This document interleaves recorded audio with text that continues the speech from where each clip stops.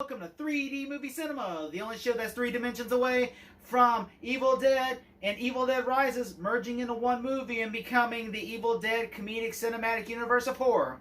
I'm your host 3D Jake, and today we're looking at Evil Dead 2, Dead by Dawn.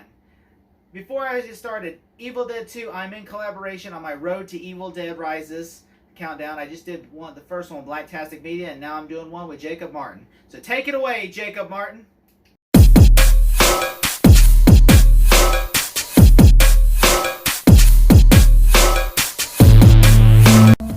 Thank you, Jake, for inviting me on your channel once again.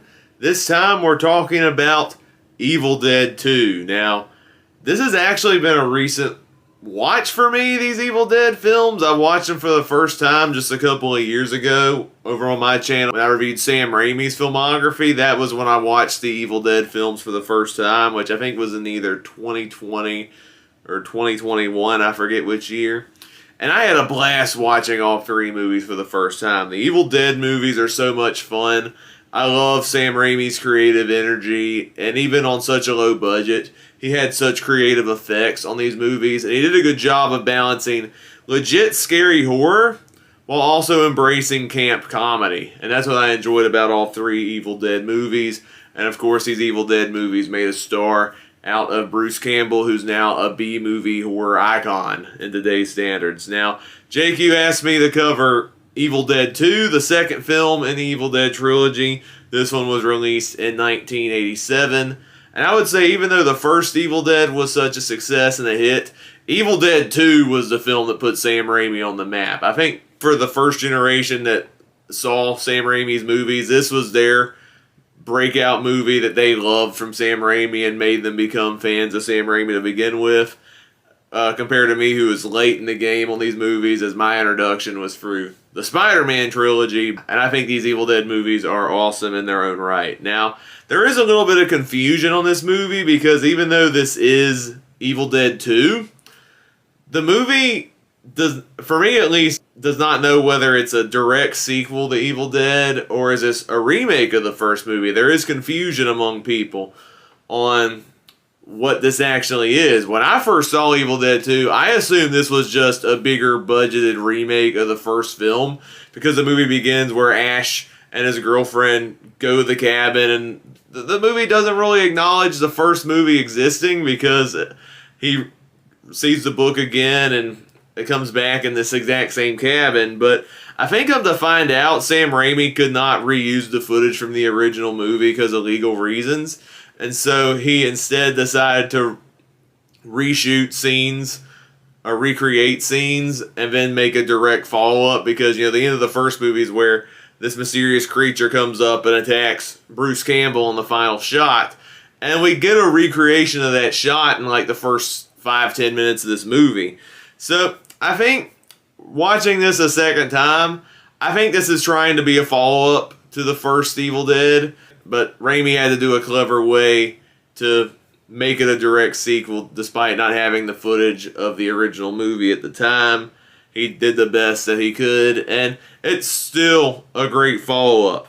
Like, the first movie, I'd say, of the Evil Dead films, I think is probably the most straightforward as far as horror movies go. It's easily probably the scariest, I would say, because of some of the stuff that Sam Raimi does in that movie. There's some unsettling sequences in that movie.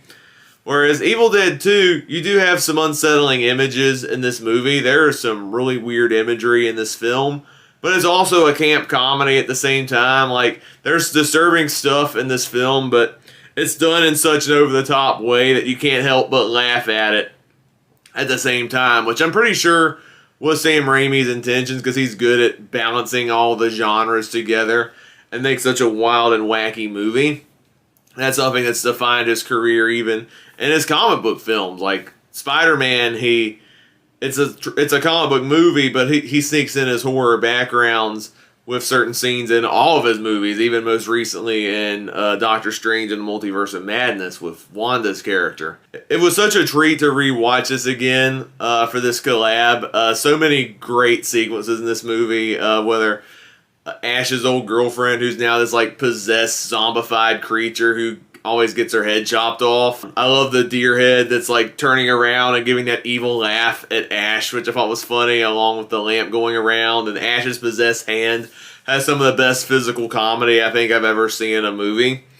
I enjoyed so many sequences in this movie, even the parts of the movie where Ash temporarily becomes this evil creature. Some really creative practical effects there, and Bruce Campbell absolutely nails it in the role of Ash, all culminating in the part where he ends up turning his own hand into a chainsaw and delivers that iconic line, "Groovy."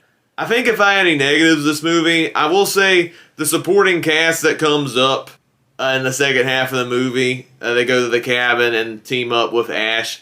A lot of these characters I could have done without them, honestly. They don't derail the movie in any sense, but I don't think their additions were justified at the end of the day. I kind of like the isolation story of Ash being stuck in the cabin and slowly going insane and then figuring out a way to take on these demonic forces. I think would have been an even better movie than what we already got. But these additional characters don't derail the movie in any way. I think I especially like the redneck character in this movie. I had a couple of over-the-top moments, and the way his character goes out I thought was actually pretty funny, I'm not going to lie.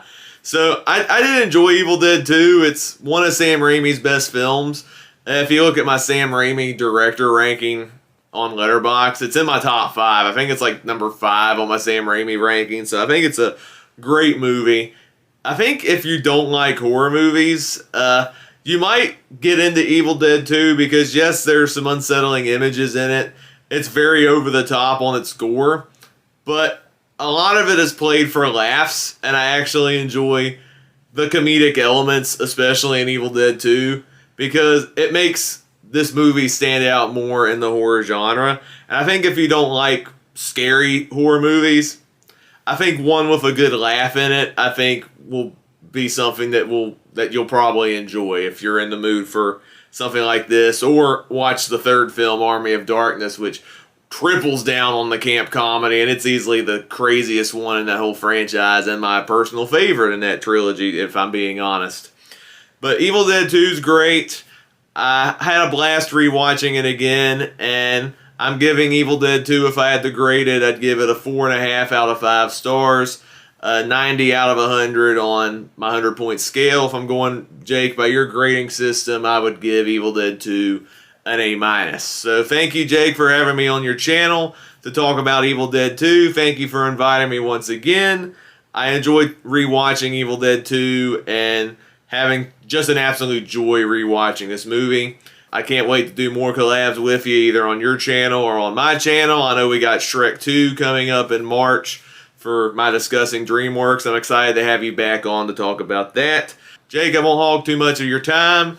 Back to your thoughts on this awesome Sam Raimi film. Thanks, Jacob Martin, once again. And if you can, give this dude a follow and subscribe to his channel in the comments below. Just subscribe in the link in the description below. Thank you so much, Jacob Martin. I'm grateful. Can't wait to collab with you on more projects, buddy. So, Evil Dead 2, Dead by Dawn, was directed once again by Sam Raimi. This time around, this one is a more comedic version, less horror. The first one was more focused on horror. This one is more focused on comedy. And I will say, this one is usually the fan favorite of the series. And I do love this movie as well. A lot of people do love it. It's better filmmaker of well made. Sam Raimi is a better filmmaker in this movie. It's better made. It's well shot, well edited, well scored. Everything about it is much better because Sam Raimi by this time actually had done some films and he actually became in his own. He was a good filmmaker before, but he was even better filmmaker now. And I will say I really enjoyed this movie. There is some issues that at the beginning of the movie, because what happened was they had shot the first Evil Dead with a different studio, and so by the time when they came around to making Evil Dead 2, because a different studio owned the rights to the footage for the first movie, so Sam Raimi had to basically reshoot the footage, but because some issues happened, like one, none of the cast from the previous movie was available for shoot, so they just changed it. So, we'll make it Ash and his girlfriend go up there, and because the actress that played Ash's girlfriend, the first one, was pregnant, they couldn't use her, so they had to hire a new actress for the scene. And so basically they shot a new actress, and then of course that's why a lot of people are confused, like, was Ash here before? Is this a remake of the first movie? What is this? And so that's why it's a lot of confusing, but that's the story behind it. And so as we pick up from Evil Dead 2, Evil Dead 1 left off, where Evil Dead 2 begins, where Ash has been possessed by a deadite, and now he's, and then he comes back and he's trying to get out of there, but of course he can't because of the bridge. And it's the movie relies more on humor, but it also has a good amount of horror, gore, and humor. Like Sam Raimi kind of went a little over the top on this one, but not too much. He would later go on way over the top on Army of Darkness, and he literally had a perfect blend of horror. And he wanted to make it sure, like, go for more blood, more gore. Like, for instance, there's a scene where, the man is pulled into, like, the cellar, and blood just goes everywhere. And I think that's because Sam Raimi being classic Sam Raimi. Sam Raimi really did not like the fact that a lot of people did not like the rape scene in the first one. So in this one, he did not do a rape scene. But there is a scene where the tree grabs the lady, and then she just kills her by splitting her in half. But you see it off camera, which I thought was pretty neat. I just kind of wish we would have saw it, And there is a lot more characters in this movie, Obviously, like there's the archaeologist, the professor's daughter, she comes to the cabin and Ash is there, who's getting his ass kicked by his hand. By the way, I love that scene in the movie where Ash gets his ass kicked by his hands, just knocking plates on, knocking him, and all of a sudden it's going for the shotgun. His possessed hand's going for the shotgun, and all of a sudden he just stabs his hand, and then he takes the chainsaw and just cuts his own hand off, and his hand crawls away and flips him off. I mean, that's just it's classic. It's fun. I really do like that. The way it's shot, and edited, and everything. The Deadites kind of look. Some people have pointed out they kind of look like evil Beetlejuice in Tim Burton's Beetlejuice. Like how the snake Beetlejuice, but actually this had come out before Beetlejuice, so actually Beetlejuice should be ripping off or paying homage to this movie. And I will say this movie was really fun. There actually has been, I forgot to acknowledge this in the first movie, Wes Craven and Sam Raimi have had like a little like beef in the movie, where if you watch Evil Dead 1, there is a Hills Have Eyes poster ripped in the cellar, and then in A Nightmare on Elm Street, Nancy is falling asleep to watching Evil Dead. And then in Evil Dead 2, Freddy Krueger's glove is in the shed. And it turns out that's actually the real glove from the movie, because what had happened was someone stole the glove from the set, and it just so happened to end up in this set. I don't think Sam Raimi or anybody from that production had stolen it. And it just somehow, I guess someone who stole it was friends with someone, and then it just happened to end up on set. And so it's fine, they got the glove back. Long story short, Wes Craven got the glove back, so it's cool. And and I think in another movie, then Wes Craven then did something with Evil Dead in the next film. I forgot which movie it was, but yeah, it's not really a beef, but it's just like a little playful banter back and forth. And I really like that about them. And I really like that this movie really established Sam Raimi as a great director, because then he would go on to make Darkman, The Quick and the Dead, and Army of Darkness, which I know Army of Darkness was like kind of the lower point compared to other ones. But then he also went on to make the Spider-Man trilogy and so much. I really enjoyed this movie much. I really like the cast besides Ash. Ash is like one of the coolest characters ever.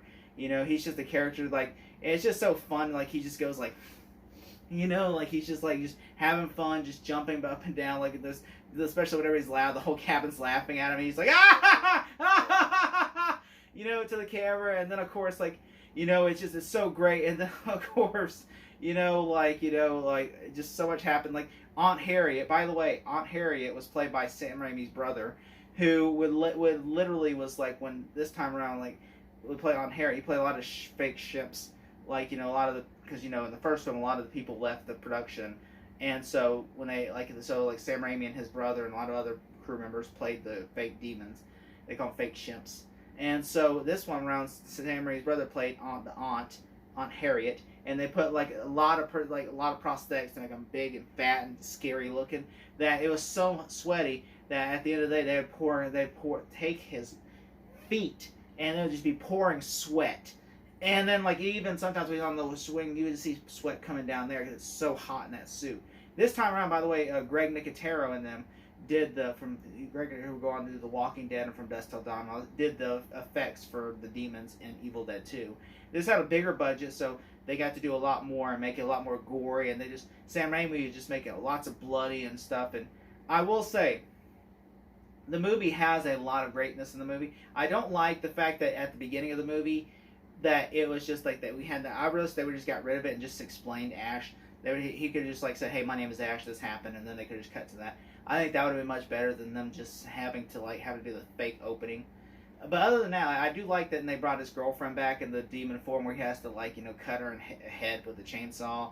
And I like how people think Ash killed the family, and then they throw him in the cellar where the haunt Harriet is, and then he has to go. And they throw the pages in the thing, and he has to go in there, and he has to kill Aunt Harriet with a chainsaw. And then a giant ass demon, which is and then he has to kill the demon with the chainsaw, which is the Evil Dead itself, the Deadite itself, has been chasing Ash. Has to literally just the POV, he has to kill it. It's a giant monster that he has to kill, and he just rams a chainsaw in, and then he gets sucked into that portal as his hand kills the lady. He gets sucked into that portal. It's a medieval times. I always thought that was clever, and I always thought it was really well done. And I thought Bruce Campbell was fantastic in it. And I really wish it would have not ended in the medieval times, although I was happy with that.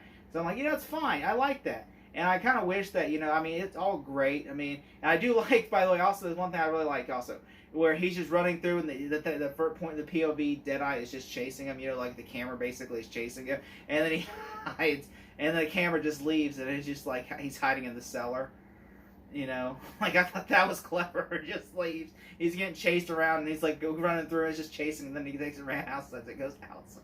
I thought that was clever.